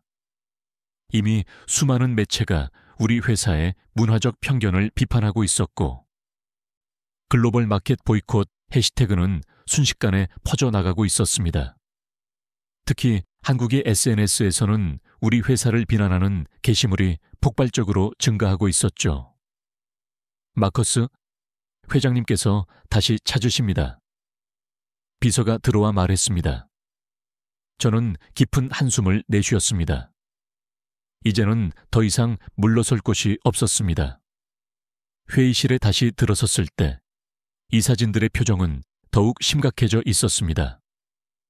마커스, 상황이 위중하네. 자네는 내일 당장 한국으로 떠나야겠어. 이번 출장은 단순히 제품을 보고 오는 것이 아니야. 우리 회사의 진정성을 전 세계에 보여주어야 하네. 회장님의 말씀이 끝나자 한 이사가 끼어들었습니다. 하지만 회장님, 마커스를 보내는 것이 과연 현명할까요? 그는 이미 아시아 제품에 대한 편견이... 그렇기 때문에 더욱 마커스가 가야 하네. 그가 변화하는 모습을 보여준다면 그것이야말로 우리의 진정성을 증명하는 것 아니겠나. 회장님의 말씀에 모두가 침묵했습니다. 저는 마른 침을 삼켰습니다. 이제 제 어깨에는 회사의 미래가 걸려 있었습니다. 사무실로 돌아와 짐을 싸면서 저는 어젯밤 윤아 셰프의 말을 떠올렸습니다. 전통의 가치를 알기에 그것을 현대 기술로 더 빛나게 만들 수 있는 거예요. 그때는 몰랐습니다. 그 말이 단순히 제품에 대한 것이 아니라 우리 회사가 나아가야 할 방향을 보여주는 것이었다는 것을요. 창밖으로는 해가 저물고 있었습니다. 저는 마지막으로 뉴욕의 풍경을 바라보며 결심했습니다. 이제는 정말로 변해야 할 때였습니다. 인천공항에 도착했을 때는 이른 아침이었습니다. 비행기에서 내려 첫 발을 디딘 순간 저는 묘한 긴장감을 느꼈습니다. 15년 동안 수없이 많은 출장을 다녔지만 이번만큼 부담스러운 적은 없었습니다. 마커스 씨, 잘 오셨습니다. 입국장에서 저를 맞이한 건 윤아 셰프였습니다. 그녀는 서울 키친에서 만났을 때와는 달리 깔끔한 비즈니스 정장 차림이었습니다. 윤아 씨, 여기서 뵐 줄은 몰랐네요. 회장님께서 직접 연락하셨어요. 제가 한국의 전통시장과 기업들을 안내하는 것이 좋겠다고 하시더라고요. 차에 오르면서 저는 불편함을 감추지 못했습니다.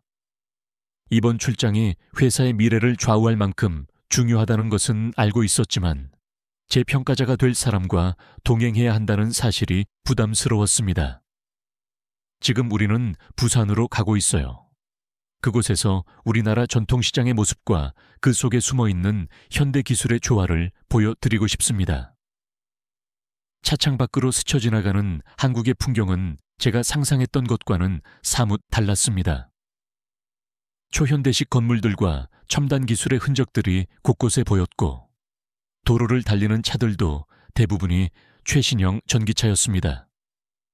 솔직히 말씀드리면 저는 아직도 확신이 서지 않습니다. 한국이 이렇게 발전했다는 건 알겠지만 제 말에 윤아는 미소를 지으며 대답했습니다. 그래서 더욱 직접 보셔야 해요. 특히 부산의 전통시장은 우리나라의 과거와 현재 그리고 미래가 공존하는 곳이니까요. KTX를 타고 부산으로 향하는 동안 저는 노트북을 펼쳐 실시간으로 올라오는 회사 소식을 확인했습니다. 여전히 SNS에서는 글로벌 마켓을 비난하는 목소리가 이어지고 있었고 주가는 계속해서 하락하고 있었죠. 걱정 마세요. 곧 모든 것이 달라질 테니까요. 윤아의 말에 저는 고개를 들었습니다. 그녀의 눈빛에는 이상하리만큼 확고한 자신감이 서려 있었습니다. 부산에 도착하자 우리는 곧장 전통시장으로 향했습니다. 시장 입구에 들어서는 순간 저는 놀라지 않을 수 없었습니다. 이게 전통시장인가요? 시장 입구에 들어서자 활기찬 상인들의 목소리가 귓가에 울렸습니다. 어서 오이소, 구경하고 가이소. 낯선 사투리가 정겹게 느껴졌습니다. 방금 볶은 참기름 향이 코끝을 스치고 시장 한켠에서는 박 여사님들이 무소에 솥뚜껑 위에서 김을 구워내고 계셨습니다. 오래된 나무 기둥에는 세월의 흔적이 그대로 배어 있었고 천장에 매달린 전통등은 현대식 LED 조명과 묘한 조화를 이루고 있었습니다. 이러한 광경은 제가 지금까지 보아온 그 어떤 시장과도 달랐습니다. 시장 곳곳에서 들리는 정겨운 사투리는 마치 오래된 고향을 찾은 듯한 느낌을 주었습니다. 겉보기에는 오래된 시장 건물이었지만 내부는 첨단 시스템으로 가득했습니다. 각 점포마다 디지털 결제 시스템이 구축되어 있었고 실시간 재고 관리 시스템까지 갖추고 있었죠. 여기가 바로 우리나라 전기밥솥의 시작점입니다. 윤아가 안내한 곳은 시장 한켠에 있는 오래된 그릇 가게였습니다. 그곳에는 전통 가마부터 최신형 전기밥솥까지 다양한 취사 도구들이 전시되어 있었죠. 박 여사님, 안녕하세요. 윤아가 반갑게 인사를 건넸습니다. 80대로 보이는 박 여사님은 환한 미소로 우리를 맞아 주셨죠. 이분이 바로 우리나라 최초의 전기밥솥 개발자 중 한 분의 어머님이세요. 40년 전 이 시장에서 시작된 작은 실험이 오늘날 세계적인 기술이 되었답니다. 박 여사님은 떨리는 손으로 오래된 앨범을 꺼내 오셨습니다. 그 안에는 흑백 사진들이 가득했습니다. 젊은 시절의 박 여사님과 그의 아들이 작은 공방에서 밥솥을 연구하는 모습, 첫 제품이 나왔을 때의 기쁨에 찬 장면들. 우리 아들이 늘 하던 말이 있었어요. 어머니, 우리의 전통을 지키면서도 세계로 나아가는 길이 있습니다. 그게 바로 기술입니다. 박 여사님의 말씀에 저는 깊은 감동을 느꼈습니다. 그것은 단순한 제품 개발 이야기가 아닌 한 나라의 자부심과 도전 정신을 보여주는 이야기였습니다. 지금 이 시장에서 사용되는 모든 전기밥솥은 그때의 기술을 고스란히 계승한 제품들입니다. 윤아의 설명을 들으며 시장을 둘러보니 곳곳에서 전통과 현대가 조화를 이루는 모습이 보였습니다. 특히 놀라웠던 것은 각 점포에서 사용하는 전기밥솥들이 모두 네트워크로 연결되어 있다는 사실이었습니다. 이건 무슨 의미인가요? 모든 밥솥이 클라우드로 연결되어 있어요. 시장의 온도, 습도는 물론 고객들의 선호도까지 실시간으로 분석해서 최적의 취사 조건을 만들어내는 거죠. 전통시장의 경험과 빅데이터가 만나 만들어내는 혁신이에요. 그때였습니다. 제 휴대폰에서 알림음이 울렸습니다. 본사에서 보낸 긴급 메시지였죠. 마커스, 중국 미지아가 월마트와의 계약을 파기했다는 소식이 들어왔네. 아시아 불매 운동의 영향이래. 이제 우리에게는 절호의 기회밖에 없어. 부산에서 뭔가 의미 있는 것을 찾았나? 저는 잠시 생각에 잠겼습니다. 지금까지 본 것들은 분명 놀라웠습니다. 하지만 이것만으로 충분할까요? 우리 회사의 미래를 이 전통시장의 기술에 걸어도 될까요? 마커스 씨, 이제 진짜 보여드릴 것이 남았어요. 윤아가 저를 이끈 곳은 시장 뒤편에 있는 작은 연구소였습니다. 그곳에서 저는 우리 회사의 미래를 결정할 놀라운 광경을 목격하게 됩니다. 시장 뒤편의 작은 연구소는 겉보기에는 평범한 건물이었습니다. 하지만 그 안에 들어선 순간 저는 말문이 막혔습니다. 이곳이 바로 우리나라 정의, 밥솥 기술의 심장부입니다. 넓은 실험실 안에는 수십 대의 전기 밥솥이 가지런히 놓여 있었고 연구원들은 각종 첨단 장비를 다루며 바쁘게 움직이고 있었습니다. 벽면의 대형 스크린에는 실시간으로 업데이트되는 데이터들이 폭포수처럼 흐르고 있었죠. 여기서 무엇을 하는 곳인가요? 이곳에서는 전통 가마솥의 모든 것을 디지털화하고 있어요. 할머니들의 손맛까지도요. 윤아의 설명에 저는 믿기지 않는다는 듯 고개를 저었습니다. 손맛을 디지털로 구현한다고요? 그게 과학적으로 가능한가요? 그때 한 연구원이 다가와 말을 건넸습니다. 실제로 가능합니다. 저희는 지난 10년간 전국의 전통시장을 다니며 수천 명의 상인들이 가마솥으로 밥을 짓는 과정을 철저히 분석했습니다. 불 조절부터 물 온도, 쌀을 씻는 방법까지 모든 것을 정밀하게 데이터화했죠. 연구원은 컴퓨터 화면을 보여주었습니다. 그곳에는 믿을 수 없을 만큼 정교한 데이터들이 정리되어 있었습니다.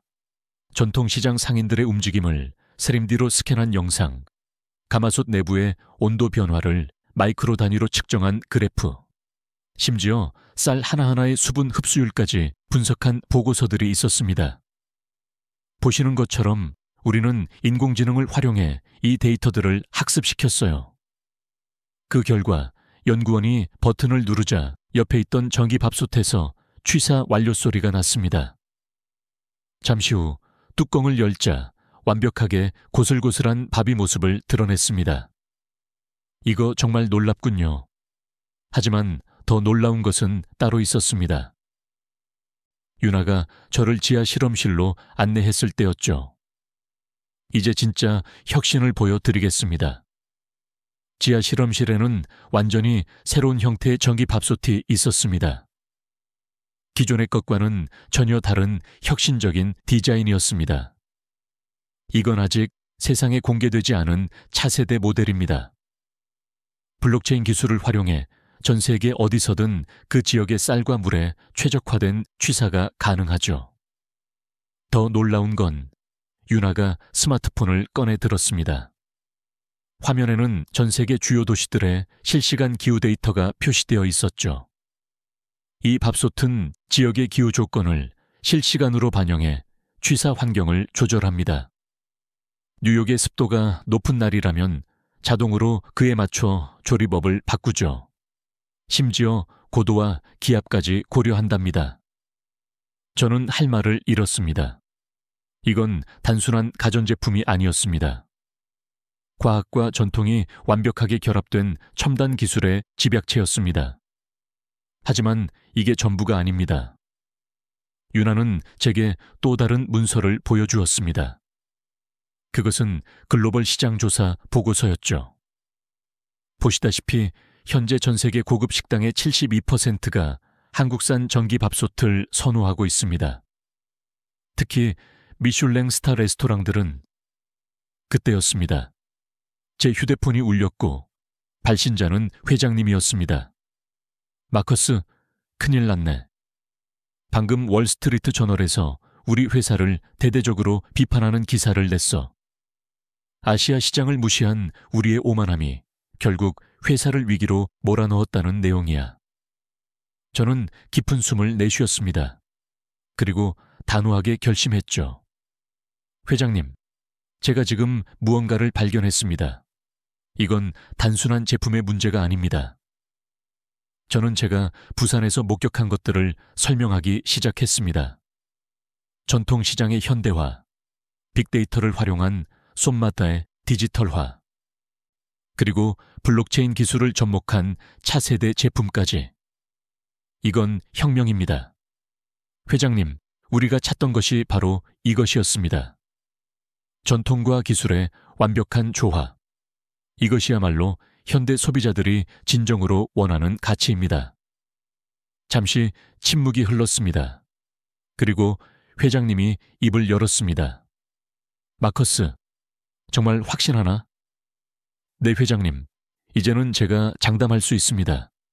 이 기술은 우리 회사의 미래를 완전히 바꿀 것입니다. 잠시 창밖을 바라보며 저는 제 과거를 돌아보았습니다. 뉴욕 최고의 바이어라는 자부심이 얼마나 편협한 것이었는지, 유럽의 전통만을 고집하며 얼마나 많은 기회를 놓쳐왔는지, 그리고 지금 한국이라는 나라가 제게 보여준 것은 단순한 기술의 진보가 아닌 세상을 바라보는 완전히 새로운 시각이었습니다. 이제야 비로소 알 것 같았습니다. 전화를 끊고 나서 저는 윤아 셰프를 바라보았습니다. 그녀의 눈에는 자부심이 가득했죠. 윤아 씨, 죄송합니다. 제가 그동안 얼마나 편협한 시각을 가지고 있었는지. 아니에요. 마커스 씨, 중요한 건 지금이니까요. 이제 우리가 함께 새로운 역사를 쓸 차례예요. 그때 또다시 전화가 왔습니다. 이번에는 클레어였습니다. 마커스, 데이비드 챙이 사직서를 제출했어요. 그리고 그가 우리 회사의 내부 정보를 유출한 장본인이었다는 게 밝혀졌어요. 순간 모든 것이 이해되었습니다. 데이비드의 의도적인 도발, SNS 불매운동, 그리고 폭로성 기사까지 모든 것이 계획된 것이었습니다. 하지만 이제 그건 중요하지 않아요, 클레어. 우리에겐 더 큰 기회가 있으니까요. 당장 이사회를 소집해 주세요. 제가 직접 프레젠테이션을 하겠습니다. 연구소를 나서면서 저는 확신에 찬 발걸음을 내디뎠습니다. 이제 우리는 단순히 위기를 극복하는 것을 넘어 전혀 새로운 차원의 혁신을 이룰 수 있을 것입니다. 윤아 씨, 이제 뉴욕으로 돌아가야겠네요. 하지만 이번엔 제가 자신 있게 말씀드릴 수 있습니다. 우리가 함께 만들어갈 미래를 기대하십시오. 뉴욕 글로벌 마켓 본사 대회의실. 저는 이사회 앞에 섰습니다. 창밖으로는 저녁 노을이 맨해튼의 마천루들을 붉게 물들이고 있었죠. 오늘 우리는 중대한 선택의 기로에 서 있습니다. 프레젠테이션을 시작하며 저는 부산에서 찍어온 사진들을 스크린에 띄웠습니다. 전통시장의 모습부터 최첨단 연구소의 장면들까지. 여러분, 우리가 그동안 착각하고 있었던 것이 있습니다. 우리는 전통과 현대가 별개라고 생각했죠. 하지만 진정한 혁신은 전통을 깊이 이해하고 그것을 현대적으로 재해석하는 데서부터 시작됩니다. 이사들의 표정이 조금씩 변하기 시작했습니다. 특히 제가 한국연구소에서 찍어온 영상을 보여줬을 때는 모두가 숨을 죽이고 지켜보았습니다. 이것은 단순한 전기밥솥이 아닙니다. 수천 년 동안 이어져 온 우리 할머니들의 지혜와 최첨단 기술이 만나 탄생한 걸작입니다. 영상에는 전통 가마솥의 열전 도율을 분석하는 장면, 전국 각지 시장 상인들의 손맛을 디지털화하는 과정, 그리고 인공지능이 이를 학습하는 모습이 담겨 있었습니다. 더 놀라운 것은 이 기술의 확장성입니다. 저는 다음 슬라이드로 넘어갔습니다. 거기에는 전 세계 주요 도시의 실시간 데이터가 표시되어 있었죠. 이 제품은 뉴욕의 습도, 파리의 기압, 두바이의 온도까지 모든 환경 요소를 실시간으로 반영해 최적의 조리 환경을 만들어냅니다. 더 이상 장소와 시간에 구애받지 않고 언제 어디서나 완벽한 한 그릇에 밥을 지을 수 있는 거죠. 회장님이 앞으로 몸을 기울였습니다. 자네가 말하는 대로라면 이건 단순한 주방기기가 아니라는 건가? 맞습니다, 회장님. 이것은 식문화의 혁명입니다. 그리고 더 중요한 것은 저는 잠시 말을 멈추고 주머니에서 작은 USB를 꺼냈습니다. 그것은 유나가 마지막으로 건네준 것이었습니다. 이 안에는 더 놀라운 것이 있습니다. 한국의 연구진들은 이미 다음 단계를 준비하고 있었어요. 전기밥솥 기술을 바탕으로 한 통합 주방 시스템. 이건 주방의 모든 것을 근본적으로 바꿀 겁니다. USB를 연결하자 스크린에는 새로운 영상이 나타났습니다. 전기밥솥의 기술을 응용한 다양한 주방기기들, 그리고 이들이 하나로 연결되어 작동하는 스마트 주방의 모습이었죠. 우리는 지금 역사적인 선택의 순간에 있습니다. 데이비드 챙의 배신으로 우리 회사는 큰 위기를 맞았지만 이제 우리에게는 더 큰 기회가 있습니다.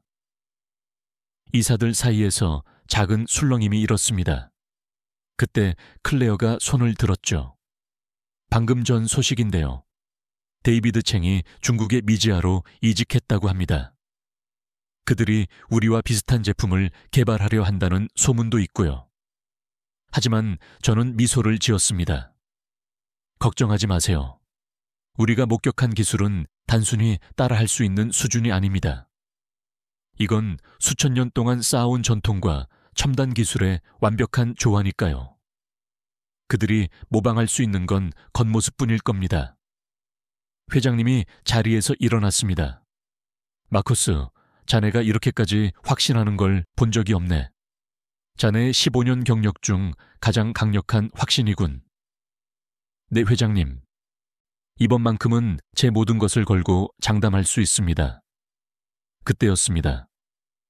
밖에서 소란스러운 소리가 들렸고 비서가 급하게 회의실로 들어왔습니다. 회장님, 방금 월스트리트 저널에서 속보가 떴습니다. 미지아가 월마트와의 계약을 전면 취소했다고 합니다. 그리고 아마존에서도 우리와의 거래를 제안해 왔답니다. 회의실은 순간 환호로 가득 찼습니다. 회장님은 잠시 생각에 잠겼다가 입을 열었죠. 마커스, 자네가 직접 이 프로젝트를 진두지휘하게 한국팀과 긴밀히 협력해서 새로운 시대를 열어주게. 그렇게 우리의 도전은 위대한 시작을 알렸습니다. 6개월 후 글로벌 마켓은 한국의 첨단 전기 밥솥을 전면에 내세운 새로운 주방기기 라인업을 공개했습니다. 그리고 그 반응은 믿을 수 없을 정도였습니다. 마커스 씨, 출시 첫날부터 주문이 폭주하고 있어요. 유나 셰프의 흥분된 목소리가 전화기 너머로 들려왔습니다. 저는 사무실 창가에 서서 맨해튼의 풍경을 바라보며 미소를 지었습니다. 당연한 결과예요, 유나 씨. 이제 시작일 뿐이에요. 1년 후 우리 회사의 한국산 전기밥솥은 프리미엄 주방기기 시장에서 점유율 1위를 확고하게 차지했습니다. 첫 달 판매량만 해도 10만 대를 넘어섰고 유럽과 중동 시장에서도 폭발적인 반응을 얻었습니다. 프랑스에서만 매월 2만 대 이상이 팔려나갔고 두바이의 초호화 호텔들은 앞다투어 납품 계약을 요청해 왔습니다. 프랑스의 미슐랭 스타 셰프들은 앞다투어 우리 제품의 품질을 극찬했고 두바이 왕실에서는 전 궁실의 주방 시스템을 우리 제품으로 교체하겠다는 파격적인 제안을 해왔습니다. 심지어 이탈리아의 전통 요리 학교에서도 우리의 기술력을 인정하며 공동 연구를 제안해왔죠. 특히 인상적이었던 건 프랑스의 전설적인 셰프 알렌 듀카스, 아일란 두차스의 말이었습니다. 한국이 보여준 것은 단순한 기술이 아닙니다. 전통을 굳건히 지키면서도 현대화할 수 있다는 것. 이것이야말로 우리 모두가 배워야 할 진정한 혁신이죠. 미슐랭 스타 레스토랑의 89%가 우리 제품을 사용하게 되었고 일반 가정에서도 폭발적인 인기를 얻었습니다. 마커스, 이제 한국에서도 당신을 모르는 사람이 없다고 해요. 1년 후 유나는 글로벌 마켓의 아시아 및 태평양 기술 혁신센터장으로 승진했습니다. 그녀가 이끄는 연구소는 전통시장의 수많은 비법들을 현대 기술로 재해석하고 있습니다.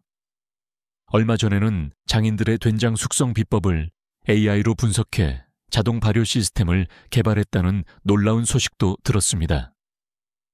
마커스 씨, 우리가 다음으로 도전할 분야가 또 있어요. 유나의 목소리는 여전히 그날처럼 자신감이 넘쳤습니다. 이번에는 전통기와 장인들의 기술을 현대화하는 프로젝트예요. 관심 있으신가요? 저는 웃으며 대답했습니다. 당연하죠. 이제는 제가 먼저 물어보고 싶을 정도니까요. 우리가 또 어떤 혁신을 함께 만들어낼지 기대됩니다. 어느 날 유나가 보내온 한국 신문을 보며 저는 감회에 젖었습니다. 기사에는 제가 한국의 기술을 세계에 알린 문화 전도사로 소개되어 있었죠. 하지만 저는 알고 있습니다. 진정한 주인공은 따로 있다는 것을.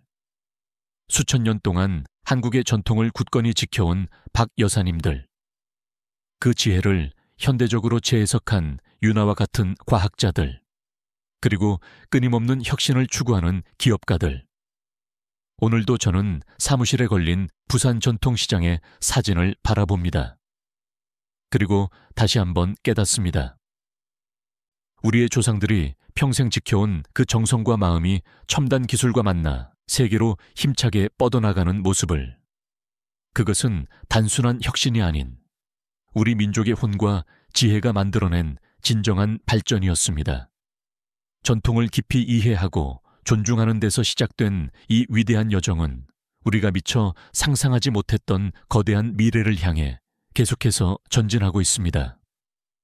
전통을 굳건히 지키고 혁신을 일궈낸 우리 기술의 압도적인 자부심, 시청자 여러분께서는 어떻게 느끼셨습니까? 여러분의 소중한 경험과 이 이야기에 대한 깊은 생각을 댓글로 상세하게 남겨주시면 감사하겠습니다. 혹시 또 다른 대한민국만의 숨은 기술이나 자랑스러운 사례가 있다면 알려주세요. 더 많은 분들과 그 가치를 나누고 싶습니다.